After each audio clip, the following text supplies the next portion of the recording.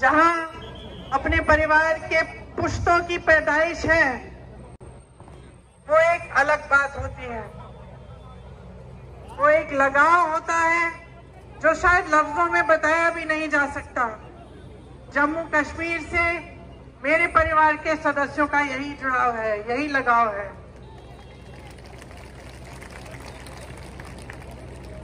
मैं यहाँ आती हूँ तो आपकी शक्लें भी मेरे से मिलती जुलती हैं। काफी बार मैं देखती हूँ, गाड़ी से देखती हूँ या किसी से मिलती हूँ, कहती है तो ऐसे लगता है कि मेरी बहन है। तो एक अलग जुड़ाव है। आपको शायद मालूम नहीं होगा, मेरी दादी इंदिरा जी की हत्या से 4-5 दिन पहले हम लोग घर पे बैठे थे। मैं 12 साल की थी, राहुल जी 14 साल के थे। अचानक दादी ने कहा, बड़ा दिल कर रहा है कश्मीर जाने का।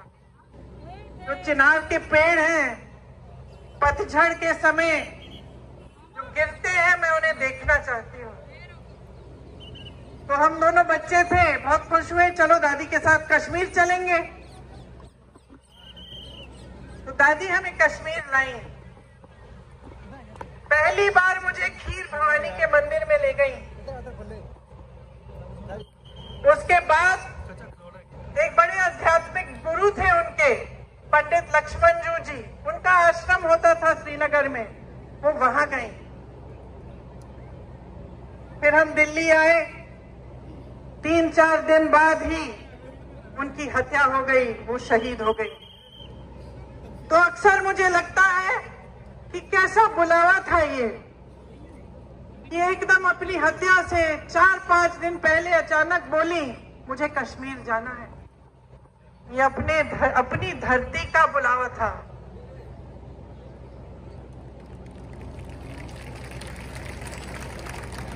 ये माता का बुलावा था कि वो खीर भवानी गई। पहली बार अपने दोनों पोती पोती को वहां ले गई। और उसके बाद से जब भी मैं श्रीनगर जाती हूँ, मैं जरूर खीर भवानी माता के यहाँ जाती हूँ और अपनी दादी को याद करती हूँ। दरअसल ये देश का शिखर है। प्रकृति ने आपको सब कुछ दिया, सुंदरता, संसाधन, बड़े बड़े आध्यात्मिक गुरु जो यहाँ से चले और सिर्फ अपने देश भर में नहीं लेकिन दूसरे देशों तक गए और धर्म की बात की, अमन चैन की बात की। आपके पास सब कुछ था, एक धार्मिक परंपरा, जैसे मैंने कहा, प्राकृतिक सुंदरता, संसाधन।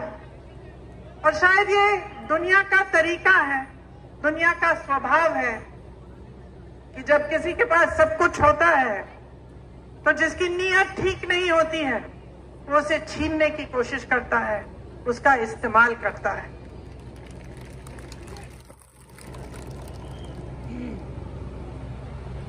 एक तरह से भाजपा के नेताओं ने जम्मू और कश्मीर को अपने राजनीतिक शतरंज का मोहरा बना दिया है।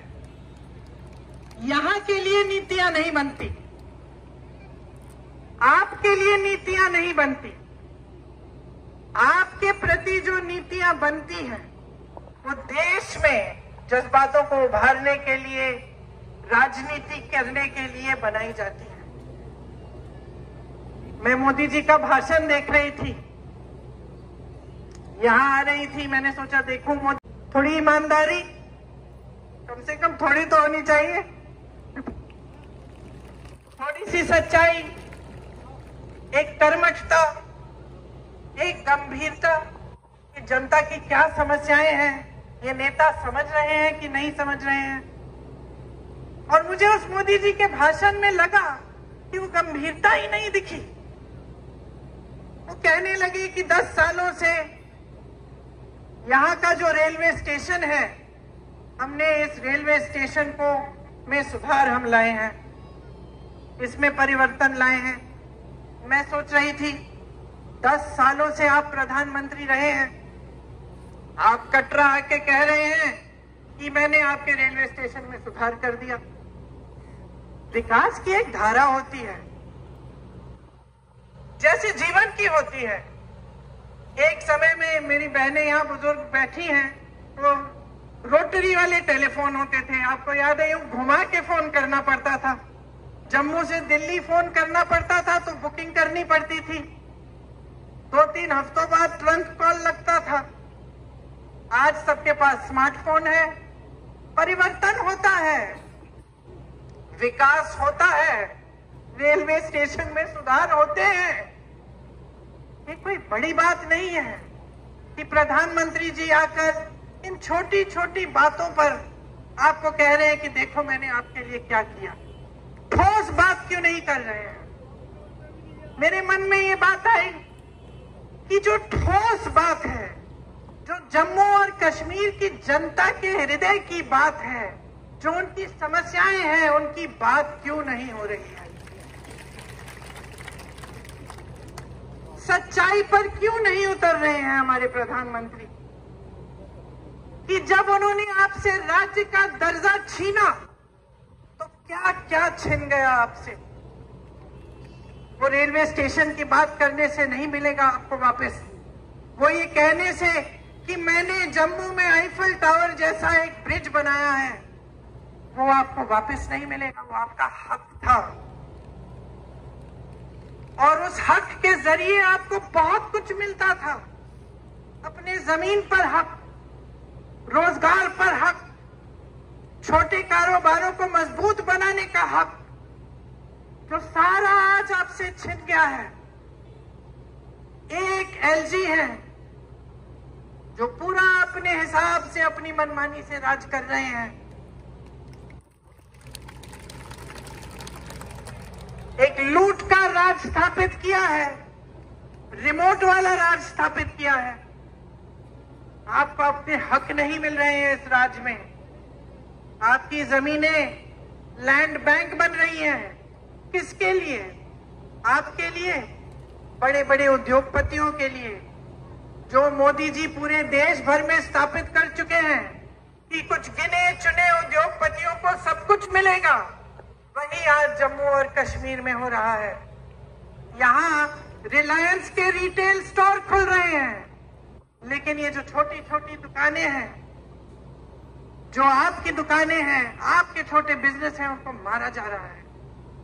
पहले नोटबंदी, फिर जीएसटी, और आज बड़ी बड़े रिटेल वाले जो उद्योगपति हैं आपके बिजनेस को छीन रहे हैं।